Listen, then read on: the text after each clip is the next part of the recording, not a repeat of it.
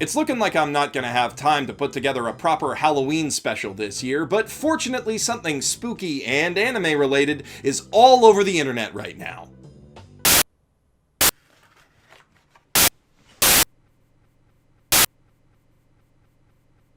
Clowns! Wait, what? Yes, you heard me. The recent rash of clown sightings is following a pattern predicted by a landmark sci-fi anime.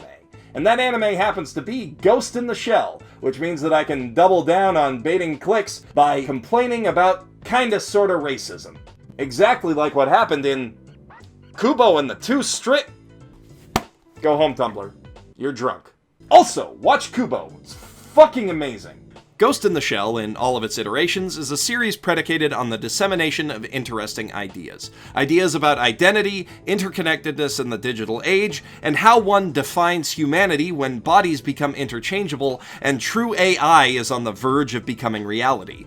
That last concept is where the series gets its name, the Ghost in the Shell, but there's another slightly more relevant, at least in clickbait terms, idea that helped to name one of the seminal cyberpunk manga's many iterations, the standalone complex. If you're not familiar with Ghost in the Shell standalone complex, the 2002 TV series offers a mostly episodic look into the lives of Public Security Section 9, the secret Spec Ops law enforcement agency commanded by Lieutenant Colonel Daisuke Aramaki and led by Major Motoko Kusanagi. No, not her. Never her. Yup, that's my waifu. As Digibro argued in his fantastic video about Gits, the standalone complex describes the structure of the franchise as a whole, a number of similar but distinctive works that exist independent of one another, drawing on the same themes and plot elements to tell unique stories. You should watch that video if you want to understand a little bit more about the series. If you move a little closer, the standalone complex also describes the episodic structure of the show itself, with loosely connected standalone episodes meant to be watched on their own, and complex episodes that contribute to the overarching storyline of the series. Moving closer still, within the world of the show itself, the standalone complex describes a societal phenomenon that sits somewhere between an internet meme and a group of terror cells. By the way, when I say meme, I'm using it in the academic sense, meaning an idea that propagates itself and mutates in a manner similar to genetic code. I'm not talking about image macros. Repeat after me. Image macros can be memes, but memes are not image macros. The first gig of Standalone Complex follows Section 9 as they chase down the Laughing Man, a hacker known for creating public disturbances who digitally protects his anonymity with a CG mask based on Holden Caulfield from J.D. Salinger's The Catcher in the Rye. As Section 9 investigates the Laughing Man's activities, it quickly becomes apparent that there is no one individual Laughing Man. Rather, incidents with similar MOs are being perpetrated in his name by hundreds of different people who have all taken up the mantle, all working independently or in small groups. This, of course, makes it very difficult to stop Laughing Man attacks from occurring, since, like real-world terror attacks, they're performed by independent entities that don't communicate with one another. But this is even less organized than a terror cell. All of these Laughing Men found their common purpose on their own, with no need for direct recruitment. And if the idea of an anarchistic internet-based hacktivist group that protects its anonymity with the image of a literary figure sounds familiar to you, remember that the show came a full year before 4chan was created, and the manga it's based on was contemporary with V for Vendetta in the 90s. Gits is a very forward-thinking series. The Standalone Complex is distinct from a terrorist organization because it's not organized, but it is not a simple copycat trend either.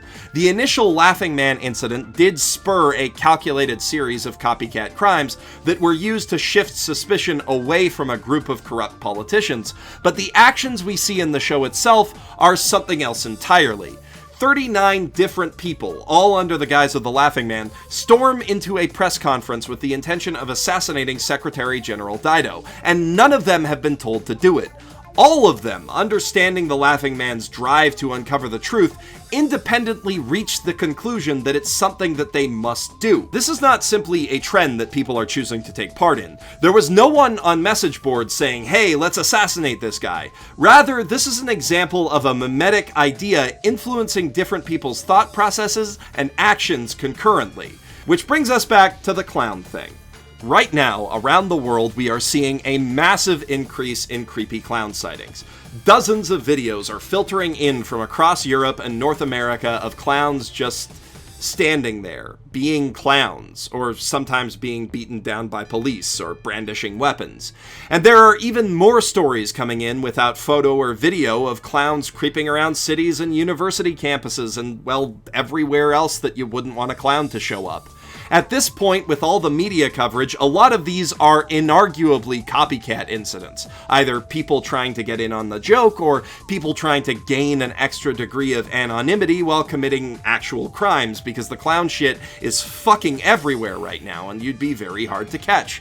But these clown incidents only became national news in the first place because there were so many of them to begin with. This began with several unrelated clown sightings around the world, all cropping up within the span of a few days. According to CNN, these incidents have a pretty clear origin point. Alex Powell, a performance artist in the British town of Northampton, who gained internet notoriety and local fame in October of 2013 for standing on street corners dressed as Pennywise from Stephen King's It. What started as a simple prank quickly went viral, and pretty soon internet vigilante clown catchers were coming after the clown's Facebook page. But this was a small blip on the internet's radar. A lot of people just saw it, thought it was funny, and moved on. The same goes for the Staten Island clown, who was seen walking around Staten Island, New York, for a week during the spring of 2014 as part of a promotional campaign for a movie. After these incidents, random clown sightings just kind of stopped being a thing.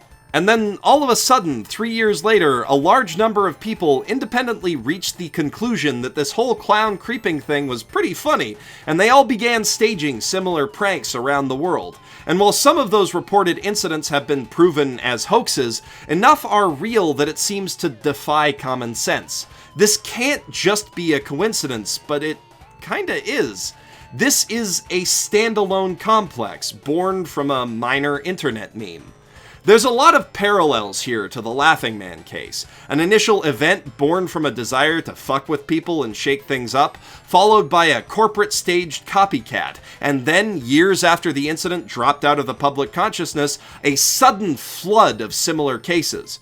But unlike the events of Ghost in the Shell, it seems improbable that we'll ever get a concrete explanation as to why this started happening now. But we can't really know for sure. Still, it's an interesting phenomenon to think about, of a variety that is becoming more and more commonplace as society becomes more and more connected. And I think the further we move into the future, the more we'll be confronted with these ideas straight out of Ghost in the Shell. There's a reason, beyond how hot Motoko is, that people keep making and remaking Ghost in the Shell in different mediums, and why it's been such a hot prospect to turn into a blockbuster film for so long. Masamune Shirow's manga is as defining and forward-thinking a work of science fiction as anything from Asimov, Bradbury, or Clarke.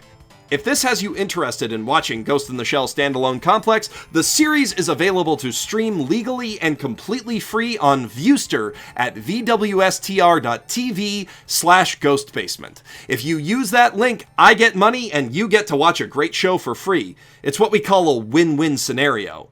Or if you feel like checking out some different sci-fi anime, I recommend watching my top 5 list of obscure sci-fi gems that you might have missed. It's a great video, and it was edited together by my man Flip Anime, who is a fantastic editor, and you can check out his stuff. I'll put a link in the doobly-doo. He's got his own channel. Really good stuff on there. Anyway, thank you for watching this video. I hope that you enjoyed it. I've been watching a lot of Captain Christian and the Nerd Writer lately, and I wanted to sort of ape their style a bit and do a video essay of my own. Let me know how I did. And special thanks go out to Twitter user @HeadphoneZero for photoshopping this week's awesome thumbnail on such short notice. You rock. And of course, Extra special thanks go out to my lovely patrons who made it possible for me to hire an editor and take chances on weird videos like this in the first place. It's because of you that I can keep doing what I love for a living. You guys are the absolute best. I'm Jeff Thu, professional shitbag, clowning around in my mother's basement.